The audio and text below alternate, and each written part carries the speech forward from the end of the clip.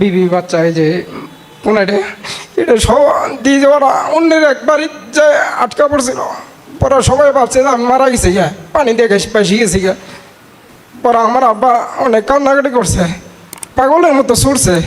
ছুটার পরে দেখে যে দুপুর যখন 3টে দিক দিয়ে হয় তখন আমি ওদের কাছে যা পৌঁছি, ওরা সবাই আমার ধরে কান্নাকাটি করে যে আমার ছেলেটা আসছে। এখন আপনি আসন্না ফাউন্ডেশন থেকে যে ঘর পেয়েছেন, এটা পেয়ে আপনার অনুভূতি আপনার কেমন লাগছে একটু যদি বলতেন। এটা আমি বলার ভাষা নাই। আমি যে এই ঘরটা পাই আমি অনেক সুখী আছি, অনেক খুশি হয়েছি যে এই ঘরটা আমার যে দিছে আসন্না ফাউন্ডেশনে, আমি অনেক উপকার পাইছি। বাবাজি, আপনি কোন জায়গা থেকে এসেছেন? দিনিগাতির পশ্চিমে চাফাছড়া। ও, আপনি কি করেন? বাবা কৃষি কাজ করি। চাচি, আপনার ঘর রেডি হয়েছে? ঘর রেডি হয়েছে? এটা কি আপনার ছেলে? ঘরে উঠছেন আপনারা? খুশি আপনারা? আমাদের এই বোন নমুসলিম, আলহামদুলিল্লাহ তিনি একটা ঘর পেয়েছেন, আলহামদুলিল্লাহ। ভাই, আপনার উপজেলা কোনটা? নালিতাবাড়ি থানা, জি।